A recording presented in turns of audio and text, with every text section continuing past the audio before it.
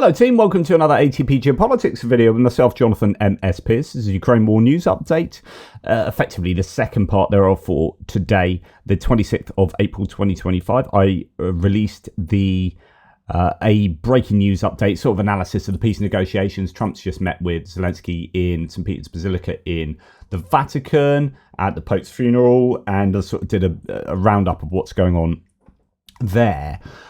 Let's look at the Ukrainian General Staff figures for the Russian losses for the day before. All the usual caveats apply, of course, and you can find them in the description to the video below, linked therein. 1,110 personnel lost, so we're sort of tracking with where it's been pretty much recently. I mean, it dropped down because of the Easter truce, and actually just before that, I had a couple of days that were really much higher, a few days, but actually we're back down to between 1,000 and 1,300. 8 tanks, which is just below the daily average. That's a pretty good haul. 5 troop carrying AFVs. That's somewhat lower than the daily average, about a quarter of it. 70 artillery systems is a very high number there. Again, over 3 times the daily average. Huge numbers of artillery pieces being lost. And you've got to wonder, you know, what effect that will be having on the front line. Are the Russians suffering in terms of having artillery support or not having artillery support? Yeah, I don't know what the effect there is, because there's still claims that the Russians are firing 12,000 rounds a day. That's what I heard the other day. But then, you know, that is maybe a fifth of what they're firing earlier on in the war, when there were claims of up to 60,000 rounds a day, 40 to 60,000. So that's a fraction of what they were firing, but that's been the case for some time now. You would expect these numbers to really be affecting the Russian artillery usage. Now, we do hear anecdotal claims that you know, elite assaults aren't receiving artillery support and this and that, but I would love to read or see some kind of analysis of how these numbers over time are affecting the Russian ability to do war, particularly in a way that they're used to, which is a massive use of artillery. Now, I am not seeing the artillery bombardments that I once was, you know, earlier on in this war. When you used to see videos of attacks, you'd see artillery and these pock marks of these fields getting absolutely hammered. That's interesting, actually. So when we see attacks taking place like this, I mean, yeah, there's some pot marking on that field, but again, you don't know how long they've been fighting over these areas and how long it's been in the making, sort of this video, and you know, whether this is the same tree line they've been fighting over for 4 months or whether they've just moved there. But one thing you could do is look at a lot of footage and see how the pock marks on the fields compare to earlier on in the war. I mean, when you look at the sheer volume of Russian artillery losses, it's absolutely staggering. I mean, if I just take my face off there, yeah, there's a little bit of a dip down here, but we've seen since the spring summer offensive of 2023, the Russians have lost an awful lot of artillery as the Ukrainians have been focusing explicitly on treating the artillery. That went up significantly, although that's a fairly slight oh no, that's a half decent incline there as far as the gradient's concerned. You know, the steeper the blue line is, that's the total number of losses, the quicker they are losing stuff. So you can see that around this period, and they were losing, the steepness of this blue line is the gradient is definitely higher.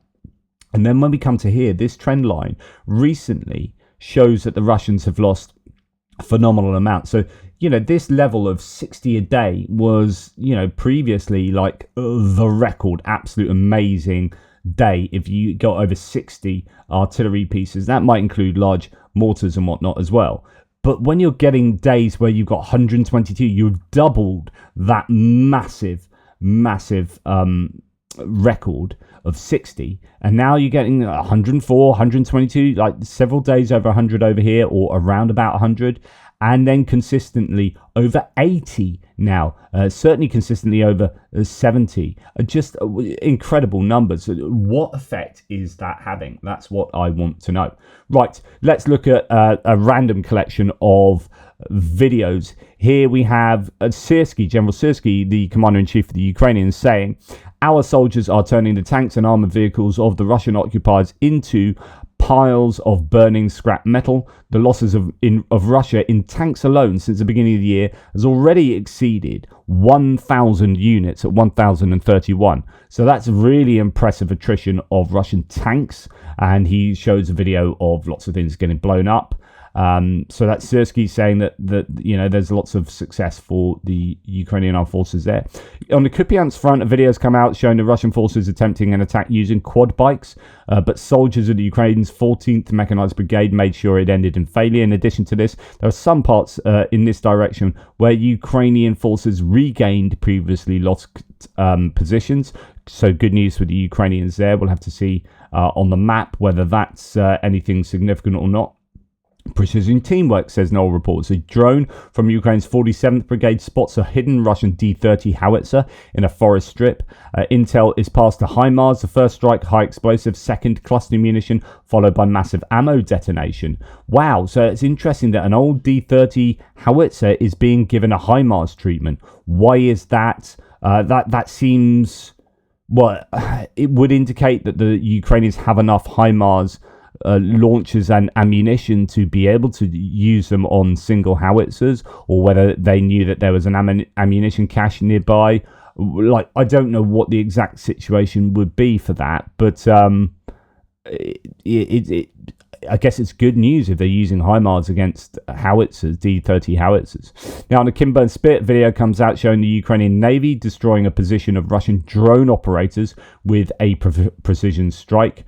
And I don't know, what the battle damage assessment truly is here, but it's showing that reconnaissance drones are super important for enabling FPV drones to then go and take out things like drone operating units. This is a Kimburn Spit, so this is across the water, obviously able to get there with their drones, easily able to reach some of these places on the peninsula, on the Spit. So there is that. Then, yet again, more footage of Ukrainian guided glide bombs. I don't know, again, if this is because they recognize a PR value for this, or whether there's just more of these strikes, whether the Ukrainians have been provided. We know they've been provided more of these AASM hammer bombs. They've also got the GBU bombs, the guided glide bombs from the United States, and then JDAMs and whatnot. So, they've clearly got more than they used to. Do they have more planes that can also drop these bombs? We're certainly seeing much more footage. I mean, 2 bits of footage out today in the Kherson region. A Ukrainian MiG-29 hammered a Russian command post. So they're being able to strike at fairly significant targets at the moment. Another MiG-29 dropping bombs on Russian positions in the Zaporizhia direction. Is that the same one, actually? No, I don't know. It's not the same one, I don't think.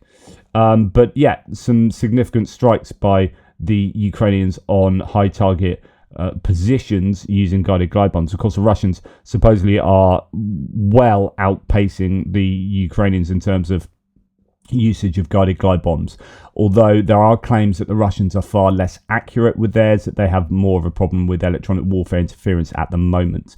Moscow claims to retake Kursk Oblast, confirming North Korean troop deployment for the first time officially. Russian forces have fully captured the territory of Kursk Oblast back from the Ukrainians, the Russian border region partially held by Ukraine since last August, according to the Kremlin. So this is Gerasimov and Putin. So North Korea is officially involved in the war against Ukraine. For the first time, the Kremlin confirmed that North Korean troops are engaged in combat with Ukrainian forces. Russia's Chief of General Staff Gerasimov praised the North Korean soldiers for their, quote, high level of professionalism during battles. And I believe we've got... that's Gerasimov, but I think Putin might have been involved as well. Putin says the complete defeat of the enemy in the Kursk border region creates conditions for further successful actions by the Russian armed forces.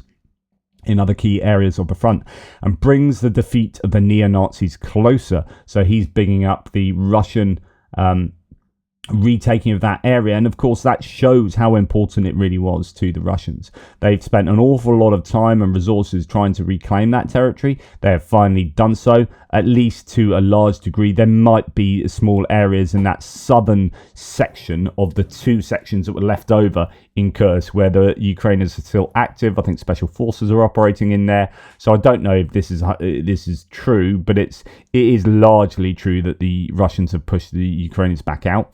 Now, this certainly isn't true. So Kursk region has been completely liberated from the Ukrainian armed forces officially, say the Russians.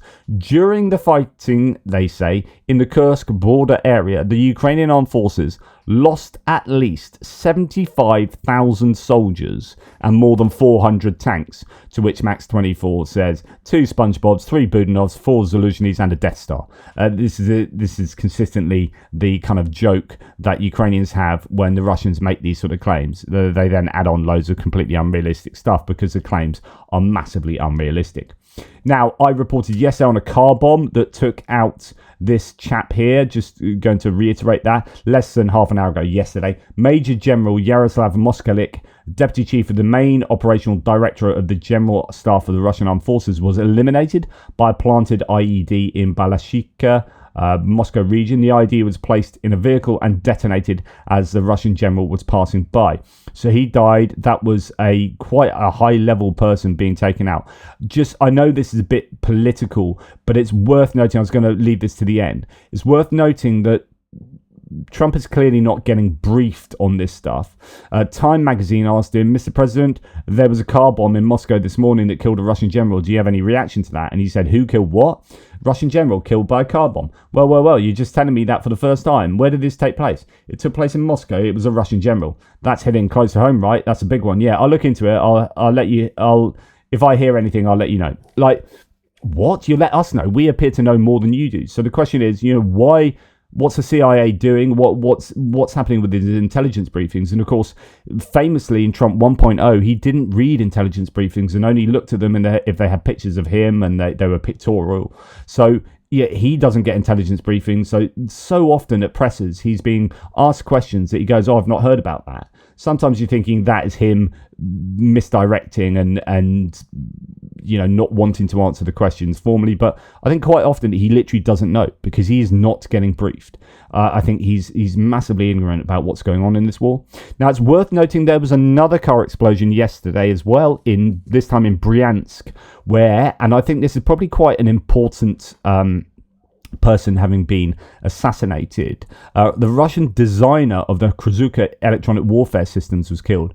Rytikov, a designer of modern Russian electronic warfare systems, was the head of the design bureau at the Bryansk electromechanical plant. The explosion took place during the night of April 17th to 18th, but the results only became known yesterday.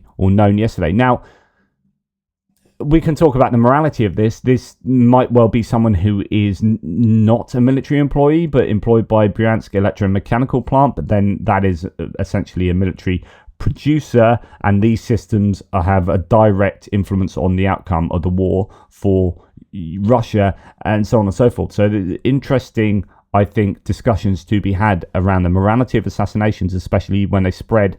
I think assassinations within military command is not a problem at all. As in, it falls completely in line with what war is. So shooting someone on a field opposite you, is an assassination. I'm aiming a gun at someone in order to kill him, and he's aiming a gun at me in order to kill me. We're both trying to assassinate each other, and so. When you then set a bomb to hit a command center, that's a distance bombing of a bunch of military personnel, and no one has a problem with that.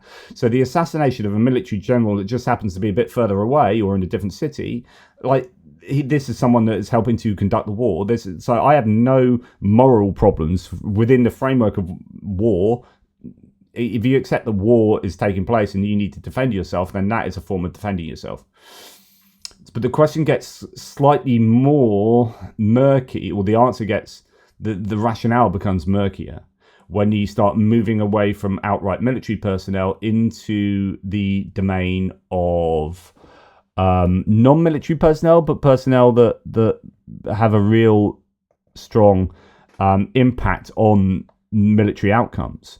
I don't know if he may be military, he may not, like, at some distance or something. But anyway, interesting discussions to be had around this. So he was killed in this car bombing. Yevgeny Rytikov, a Russian engineer involved in modernizing electronic warfare systems used against Ukraine. And then we hear about the death, it's fascinating this, of a CIA deputy director's son killed while fighting for Russia in Ukraine, according to an investigation. Michael Gloss studied at Middlebury College in Vermont and was described as an eco-activist, women's rights supporter, and anti-fascist. So you're thinking, how is this like real liberal lefty end up fighting for the Russians? And of course, okay, here, sickle and hammer there. Well, Elliot Higgins from Bellingcat says it's like you can predict this entire online information ecosystem from this one image alone. But there's definitely a tension here. Like, I don't know how you can be someone who's like real left-wing, talking about women's rights, and then going into surely you must just not understand then that Russia is now this ultra-nationalist fascist place where women's rights are way down the list. You can't truly hold to those ideals and go and fight for Russia. You cannot do that unless you really don't understand what Russia now is, unless you've got a really warped sense of reality, which is exactly what Elliot Higgins from Bellingcat excels in, like disinformation and warped senses of reality. So he says literally this meme in real life. There seems to be a mistake. I supported Russian imperialism and called NATO bad. Dig the effing hole. It's like, okay, which is what some people have been accused of falling into. This idea that you've got this sense of Russia as being like anti-imperialism, anti-NATO imperialism. So if you're like far on the left and seeing, like a manifestation of John Mearsheimer and Jeffrey Sachs and these people who are like always blame NATO for everything and not Russia, then you're like, I'm along with that.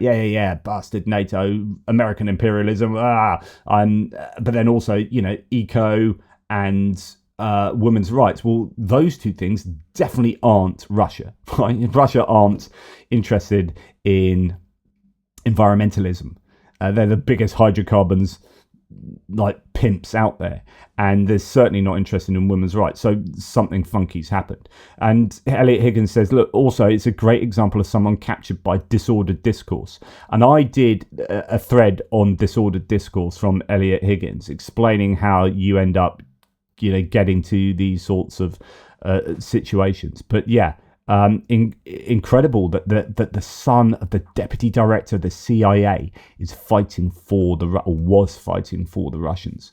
Right, on to distant strikes. 114 Shahids. I'm not quite sure what to make about the numbers. They're certainly down from what we've seen at the peak. So we know that Yalabuga was hit the other night. I was speculating that another facility might have been hit previously, as we saw a downtick then.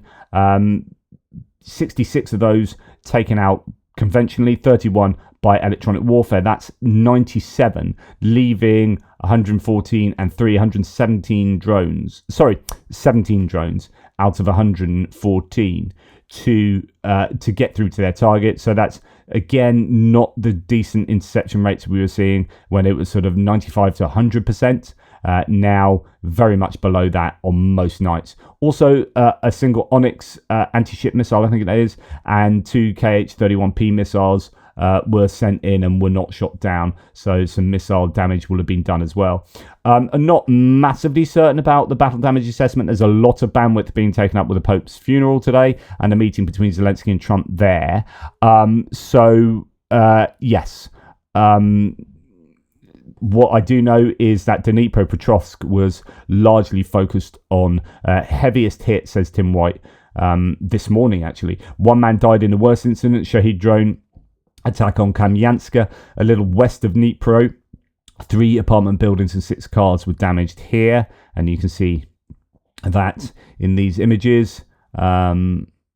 Sadly, someone perishing there, and the amount of damage cumulatively being done to Ukraine over the war is just huge. Here's a video from a scene in Kamyanska where, as well as the death, 4 more people were injured in Russia's attack. Dnipropetrovsk medics are seriously concerned about the condition of an 88-year-old woman. The other 3 were less severely hurt, with the youngest of 11 years of age being hurt in that. So, yeah. And I think I'm just refreshing that because I think he's got more down below. Yeah, more incidents in Dnipropetrovsk region too, a little further west on the banks of the river. Drones hit in the village of Dniprovska, injuring a local man. Several fires broke out and business buildings were hit. Still in the same region, smaller drones hit another village, Mezhivska, near Sinelnikove. A man was also injured in the attack, and a fire burned an excavator. This morning, a drone targeted a civilian house in Moronets, near Nikopol. The house burned down, but the owners escaped. And then, yeah, I've reported that. And then I think there's some more down here. Yeah. And then other areas also targeted. Kropyvnytsky being targeted as well by drones. So that's where we're at. Right. Okay. Moving on. So Russian drone strike hit a residential building in Serkva near Kiev. A drone rapidly dropped altitude and slammed into the city's housing sector. So that caused an explosion there in a residential area. You can see that drone dropping down there. And that looks like a target rather than electronic warfare, but I can't be certain of that. The missile that killed 12 Ukrainians in Kiev yesterday contained at least, or the other day, 116 components. Most of them, says no report, sadly, made in the US. Zelensky said, actually. So this is the idea that the Russians are still able to make these missiles. These missiles are doing untold damage to the Ukrainians, and those missiles are made with US components, and I'm sure components from elsewhere too, in the Allied world. And Tim White then saying that there were sounds of explosions or drones in the Russian city of Kursk, and there was a fire. Don't know what caused it in Taganrog. It seems a fairly fierce fire, about 50 kilometers from Ukraine. But not sure it's connected with a drone attack or anything, but just that could have been. So really don't know what happened last night as far as Ukrainian strikes were concerned, whether there were any or many. Certainly it seems that something happened in Kursk. But we are hearing, as we typically do sometime after the event, this is some 11 days after this happened, and this is a really good haul for the Ukrainians. It became known that on April the 15th, Ukrainians attacked Belbek airfield, so that's in occupied Crimea, resulting in the almost complete destruction of an S-400 type anti-aircraft warfare battery. So this is essentially the best air defense system that the Russians have, but an entire battery, including its radar and several launchers. So this is exceptionally good targeting and destruction. It'd be interesting to know what the full scope of what the Russians lost there was, because that could be a really successful strike for the Ukrainians. But again, 11 days after, we're starting to get high resolution imagery of the 51st GRU ammo depot that was struck the other day, and you can see it's broadly where the low resolution imagery was showing that the Russians had or the Ukrainians had most success. So around here, I don't know what that means with regard to these. Well, to any of it, really. I mean, I assume that everything here was fully destroyed. I assume that all of these were completely fine, but then it's like these areas here that are blackened. You're not sure whether they were completely destroyed. You know, how much was destroyed. I always think, and I've talked to you about this before, that when you see something like this exploding, even if it was a mistake as a result of loading at the railway or whatever is claimed, like I always think that's a good time to put in another strike. So even if it was an accident, right, you know that's going off. You're going to know the coordinates of this. You know exactly where this stuff is. Just hit this with missiles, because there'll be chaos going on all around here. and the air defense systems, I don't know, might be less able to deal with incoming threats. But yeah, that's just my complete speculation. Moving on to other bits and pieces, Russia's coal prices continue to plunge, says the analyst. Yet another of Russia's commodity exports has its prices plunging as demand drops. Another weak spot in the already failing economy. And this is why I talk about, indeed, when we have Zelensky here, and I did this in my last video, but just to mention it again, here it is. Zelensky talks about how there are other tools to take back territory. So he says, our people are the most important thing, but to say we don't have an army is not true, I believe. So we've got an army. So today I agree with President Trump that Ukraine doesn't have enough weapons. So the implication here is that, yeah, we've got an army, just not enough weapons to regain control over the Crimean Peninsula with weapons. But we have possibilities. The world has sanction possibilities, other economic pressure, diplomatic pressure to talk about this, to discuss territorial issues, but only after a complete unconditional ceasefire. So I completely agree with this. I don't think Ukraine has the ability to take places like Crimea back with military moves, right? Maneuvers. What they can do is batter the crap out of it with drones and missiles, take it out, make it untenable for the Russians to remain there. And then if in a perfect world, the US wouldn't have changed sides, and the US would be doubling down on sanctions and secondary sanctions on China and India, so that Russia can't make money out of anything, and they get absolutely screwed and they capitulate. And it won't be militarily escalatory because Ukraine are doing the hitting with the missiles and drones, and the rest of the world are just working economically against Russia. And that economic approach isn't militarily escalatory.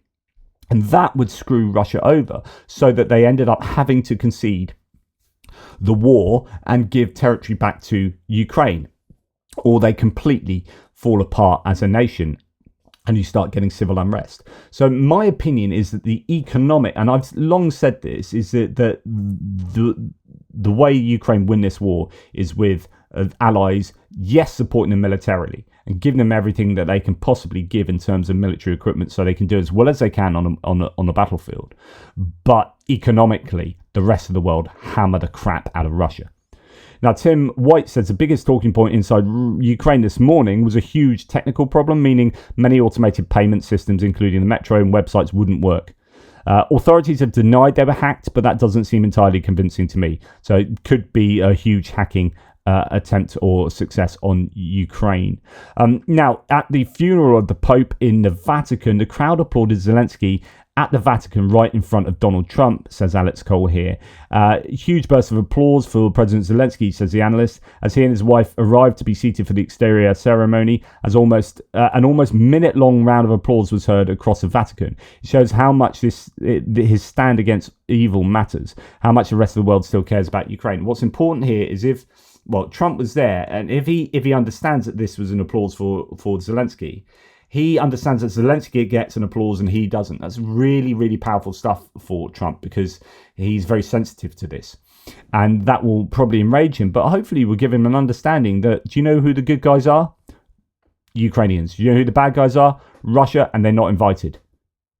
So the fact that you're aligning yourself with Russia and not with the good guys should really... a moment like that should hit home with Trump. Of course, he's rather impervious to that kind of thinking. Anton Gerashenko says the security service of Ukraine has arrested a vessel of the Russian Shadow Fleet that transported 5,000 tons of looted Ukrainian grain from temporarily occupied Crimea. The operation was carried out jointly with the Border Guard Service of the Black Sea of Ukraine. In 2024, a bulk carrier, and all the analyses of this, or the reporting of this even, say pretty much the same thing. And you could read this like they captured this in 2024, or you could read it that they've just captured this And in 2024, this bulk carrier was transporting wheat stolen from the occupied territories of southern Ukraine from the port of Sevastopol under the flag of an Asian country to cover up the crime. During a search of the vessel, so one would assume that in 2024 it was doing this, and that's why it was captured by the Ukrainians, and they searched the vessel. Or this happened in 2024, and now that vessel has been seized. Well, I don't know. I think this happened back in 2024. Anyway, during a search of the vessel, documents, navigation equipment, and other evidence confirming the looting of Ukrainian agricultural products was found. The crew was detained, and investigative actions are underway to establish all the circumstances and bring those responsible to justice. Anyway, either way, good news. Zelensky said, I agree with Trump. Ukraine doesn't have the weapons to take Crimea, as mentioned, but we have sanctions and diplomatic pressure. He added that only Ukrainians will decide their land's fate. Occupation has no legitimacy. Russia's control is a fiction. NATO depends on partners, but Ukraine won't give up. Sorry, I jumped the gun on that one earlier. And we hear from the Kyiv Independent that a secret Russian satellite linked to a nuclear weapon program. And I wonder if this is that one that was sent up recently, and it got Congress all in a flutter, and it got leaked from the Intelligence Committee, I think. Can't remember how long ago this was. I think it's still under Biden, wasn't it?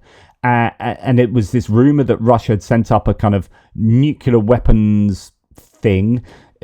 I say thing because there's just a lot of secrecy, not really quite sure what's going on, but there was a lot of concern in the United States, in the intelligence community and committees that Russia was enabling some kind of nuclear capability up in space. And now we're hearing that a secret Russian satellite linked to a nuclear weapon program seems to have malfunctioned, according to Reuters. Russian space satellite that the US officials tied to its nuclear anti-satellite weapon program seems to be spinning uncontrollably and may no longer be functioning, Reuters reported yesterday, citing US experts. And there you go. That's that for today. Hopefully that was of interest. Thank you very much for watching. I really appreciate your support. Please remember that we are still carrying out the Car for Ukraine campaign, which is going really well at the moment. I'm stoked that we have moved into 4th place. There's a little bit of gap between us and the other 3 big hitters up here, Laserpig, Ukraine Matters, and Sukhamimus. Sukhamimus has just overtaken Ukraine Matters, Georgie from Ukraine Matters. But we are really doing well at 14,000 out of the 22,000. We moved into that 4th position, exactly what I wanted. So thank you to all of you. Thank you to these on the Paul Spiker again, just amazing. David Sengelman, wow, amazing contributions. Thank you to all of you who have contributed anything and everything. Michael Winkler, as I always mention, is absolutely superb and a great supporter of everything. And someone who donated 2,300 who didn't leave their name, but that's insanely generous. Rick DeRoiver. Just all sorts of very generous people. But even if you don't have these big money donation capabilities, anything helps. Thank you so much for all of your assistance. So that's really, really cool. And brilliant news. Car from Ukraine is such a wonderful, wonderful organization. Anyway, that's enough from me. Take care, guys, and I'll speak to you soon.